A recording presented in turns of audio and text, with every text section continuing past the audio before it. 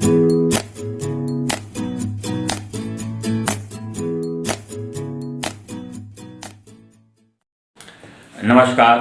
अस्सलाम वालेकुम, सत श्री अकाल।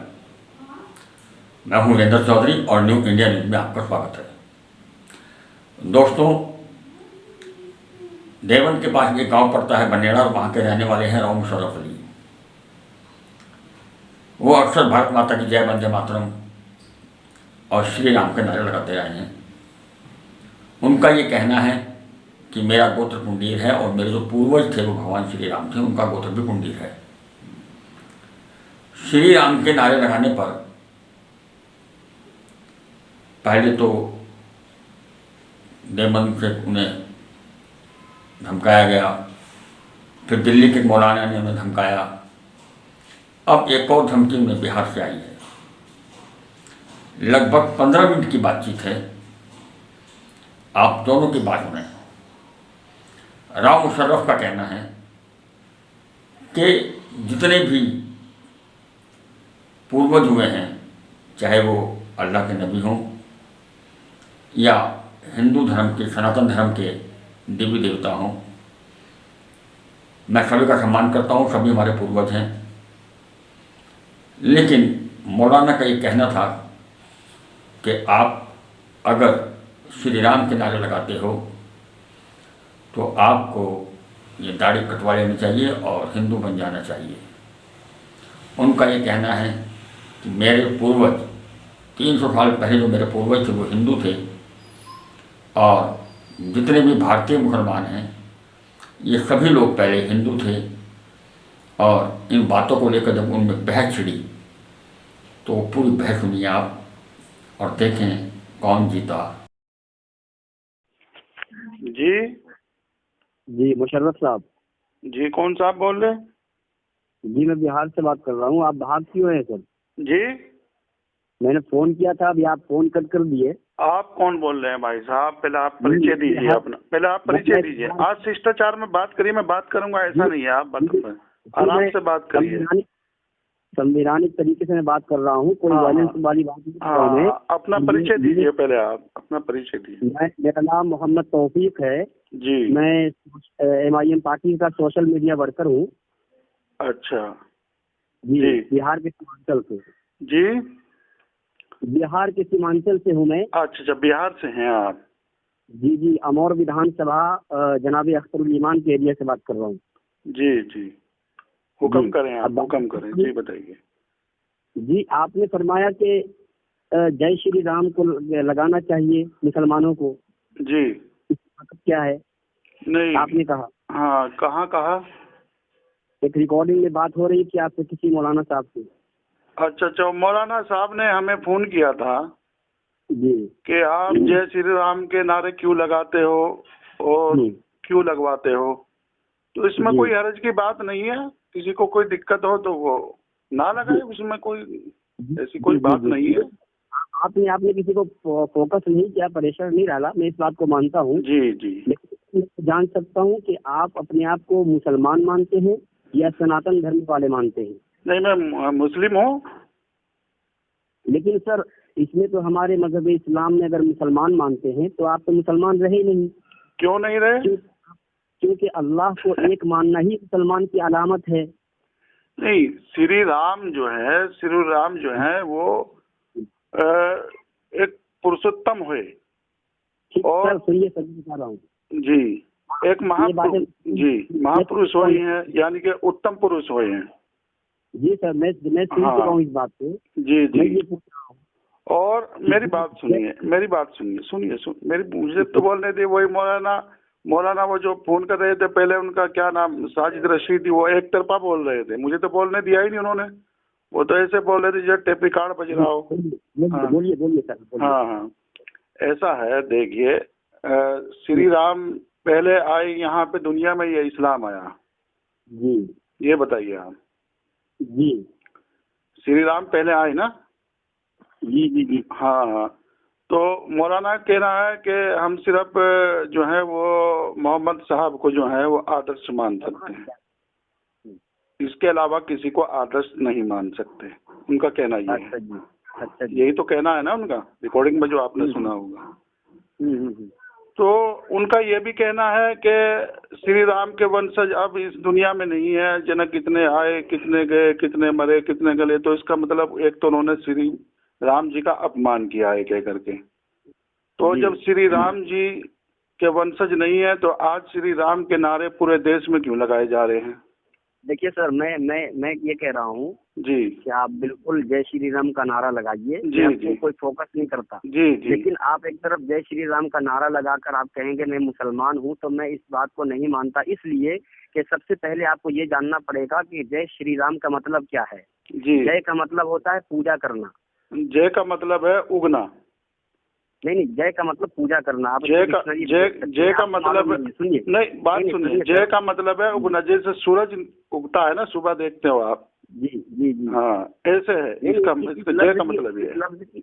लफ्जी माना मैं बता रहा हूँ आपको जी। इस लफ्ज की हकीकत है पूजा करना, इबादत करना। जी जी जी।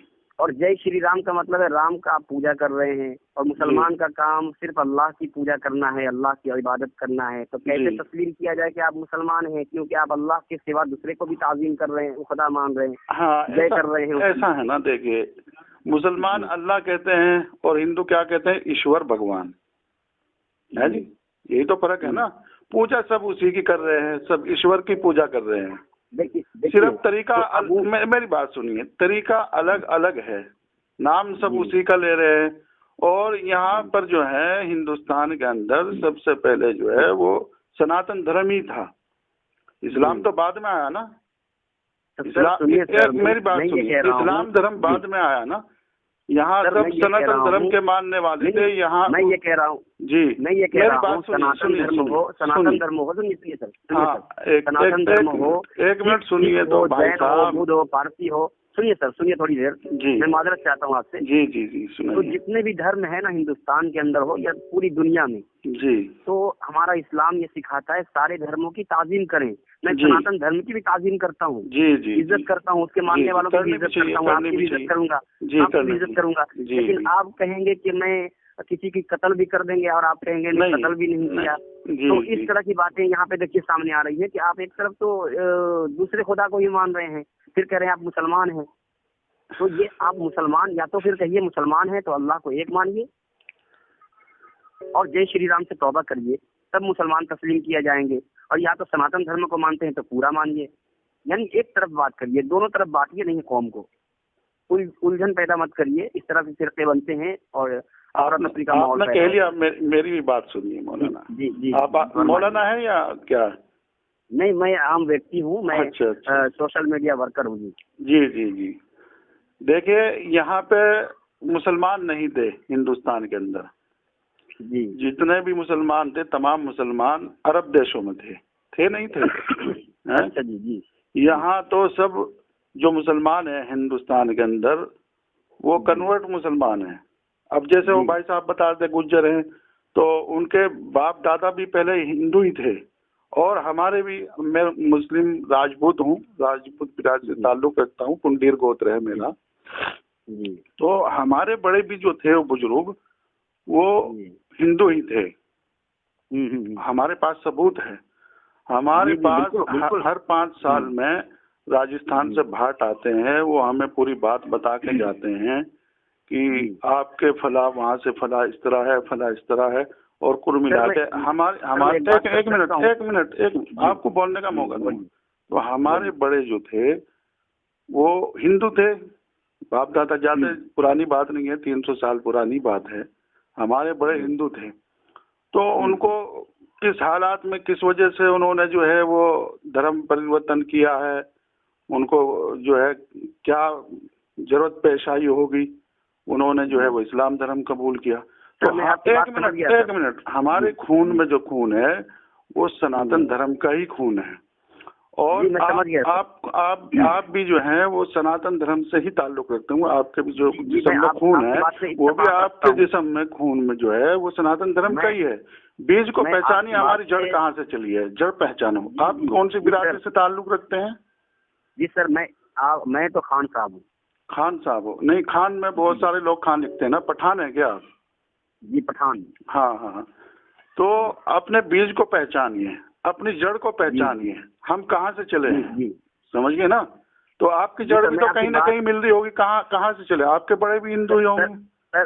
सर मैं आपकी बात से इत्तेफाक रखता हूँ, थोड़ी देर अगर हमारी बात सुन लें। जी जी, जैसे इतनी देर आपने बात करी, तो मैं ये कह रहा हूँ सर जी कि हमारे पूर्वज सनातन धर्म रहने दीजिए जी, आपके पूर्वज सनातन धर्म रहने दीजिए। सनातन धर्म वाले जो हैं वो कलमा ला इलाहा इल्लल्लाह मुहम्मदुर रसूलुल्लाह नहीं पढ़ेंगे, क्योंकि कलमा में जो कहा गया है कि अल्लाह के सिवा किसी दूसरे को इबादत नहीं करनी है, मालूम है कि नहीं?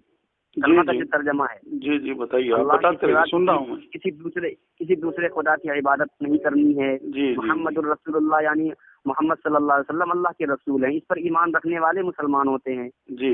और अब जो सनातन धर्म वाले हैं वो कई खुदा के मानने वाले हैं जी। कभी श्री राम को मानेंगे, कभी कृष्ण को मानेंगे, कभी और भी दीगर खुदा उनके वो तो ऐसा है ना भाई, कोई अजमेर शरीफ को मान रहा है, कोई जो है एक मिनट सुनिए मुझे बोलने का मौका दीजिए। कोई दरगाह को मान रहा है, कोई दारुल उलूम को मान रहा है, कोई देवबंदी है, कोई अहले हदीस है, कोई वहाबी है, ऐसे ही है।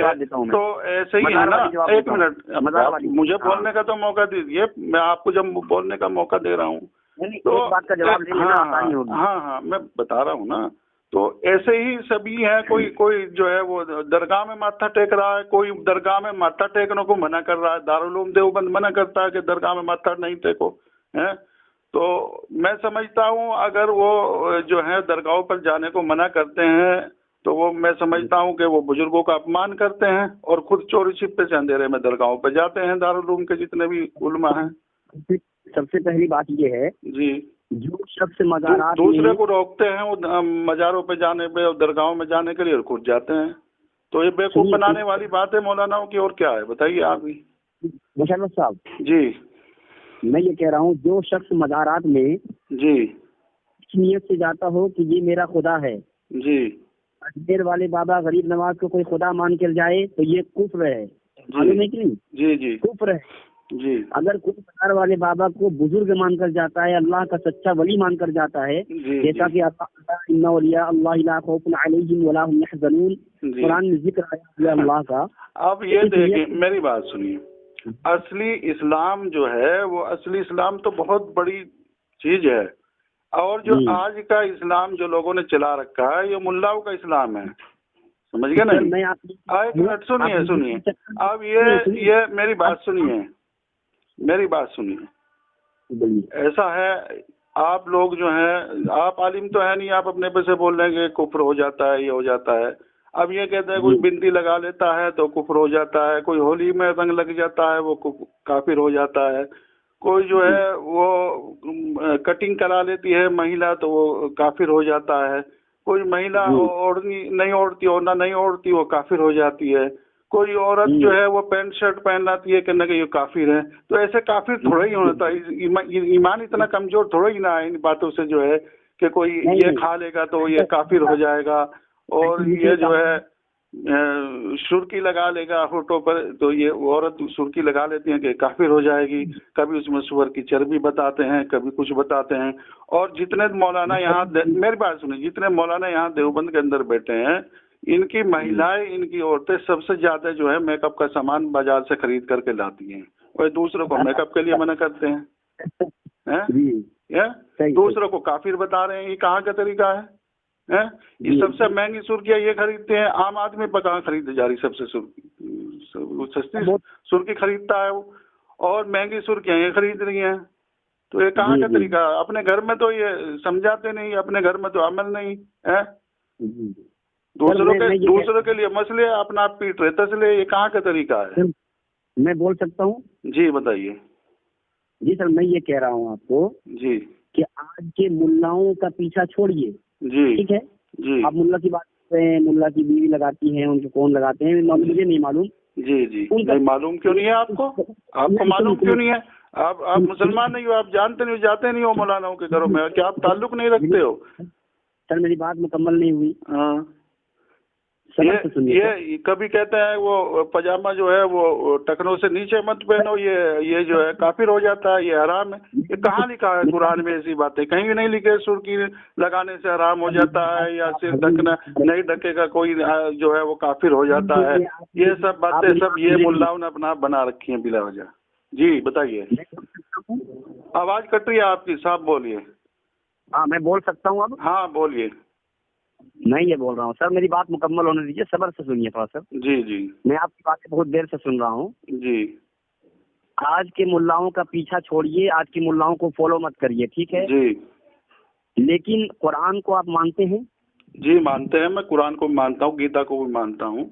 जी बताइए। हदीस शरीफ को मानते हैं? किताब सबको मानता हूँ। जी बताइए। जी बुखारी शरीफ को मानते हैं, कुरान को मानते हैं, तो कुरान के खिलाफ आप काम कर रहे हैं। कुरान तो मना करता है किसी का जय करने की, अल्लाह के सिवा की जय करने के लिए मना फरमाया गया कुरान में। कहिए, मैं जवाब दूंगा। जी जी तो आप क्लियर कहिए कि आप या तो एक धर्म को मानिए, मुसलमान मानिए, या सनातन धर्म मानिए, क्योंकि आप एक तरफ कहेंगे हम मुसलमान भी हैं, मुशर्रफ अली भी लिखते हैं, दूसरी तरफ जय श्री राम भी। राव मुशर्रफ अली नाम है मेरा, राव मुशर्रफ अली। जी जी बिल्कुल, मतलब इस्लाम के खिलाफ है, कुरान के खिलाफ है। तो आप एक तरफ कुरान को भी मानते हैं और उसके खिलाफ भी काम करते हैं, इसमें आप बता दीजिए कहाँ तक दुरुस्त है। दूसरी हदीस शरीफ में मेरे नबी ने फरमाया, अल्लाह को एक मानने के लिए ताकीद फरमाई, पूरी दुनिया में पैगाम पहुँचाया।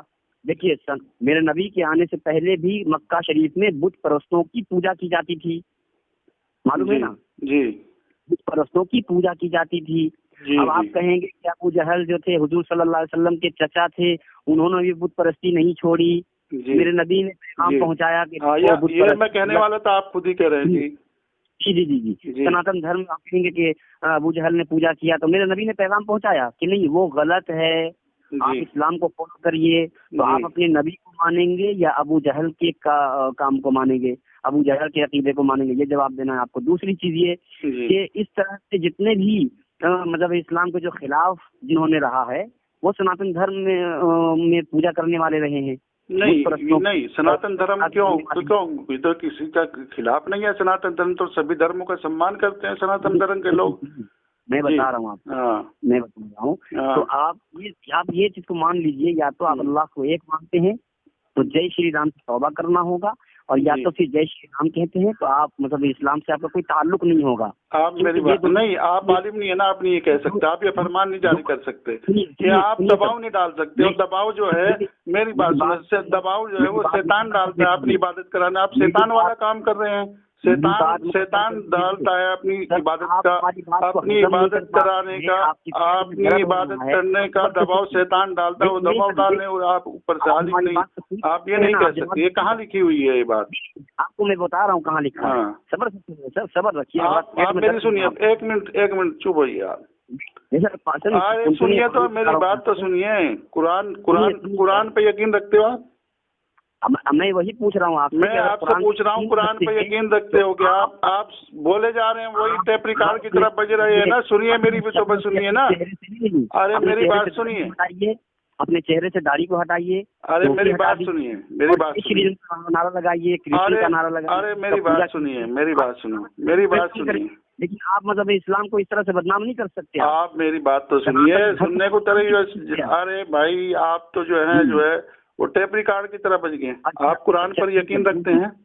बिल्कुल रखते हैं, ईमान है अल्हम्दुलिल्लाह। कुरान तो ये कहता है कि ईमान लाओ अहले नबियों पर, ईमान लाओ अहले किताबों पर, यानी कि पहले नबियों पर और पहली किताबों पर। कहता है ना। सुनो तो आप यार, सुनने को तैयार नहीं है। अच्छा बोलिए। क्या कहा मैंने? कुरान कहता है कि ईमान लाओ पहले नबियों पर और ईमान लाओ पहली किताबों पर, है? तो पहले नबियों को मानते हैं नहीं मानते? सुनते रहिए आप जी। 1,24,000 पैगंबर दुनिया में आए हैं, नबी आए हैं, उनको नहीं मानते क्या आप? खाली मोहम्मद साहब को ही मानते हैं? सबको मानते हैं, सबको मानते हैं ना।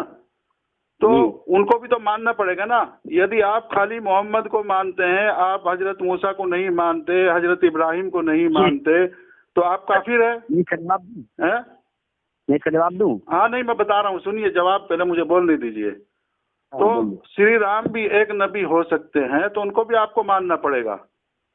और मेरी बात सुनिए, हमारे पूर्वज थे श्री राम जी, और हमारे जो है वो पूर्वज थे, हम उनके वंशज हैं, समझ गए नहीं? वो हमारे बुजुर्ग थे। अगर कोई इंसान कोई भी हो, वो हमारे बुजुर्गों का, हमारे माँ बाप की तरफ उंगली उठाएगा, उनका अपमान करेगा, वो हम बर्दाश्त नहीं करेंगे। श्री राम हमारे जो हैं वो पूर्वज थे, पूर्वज हैं और पूर्वज रहेंगे। आप जैसे मुल्लाओं के दबाव में हम कतई भी आने वाले नहीं हैं। जय हिंद, जय भारत, जय श्री राम। मेरी बात सुनेंगे? अगर आपने हमारे चैनल को सब्सक्राइब नहीं किया है तो सब्सक्राइब कीजिए, लाइक कीजिए, शेयर कीजिए और हाँ, बेल आइकन को दबाना ना भूलें ताकि बाकी अपडेट्स आपको सबसे पहले मिलती रहें। नमस्कार।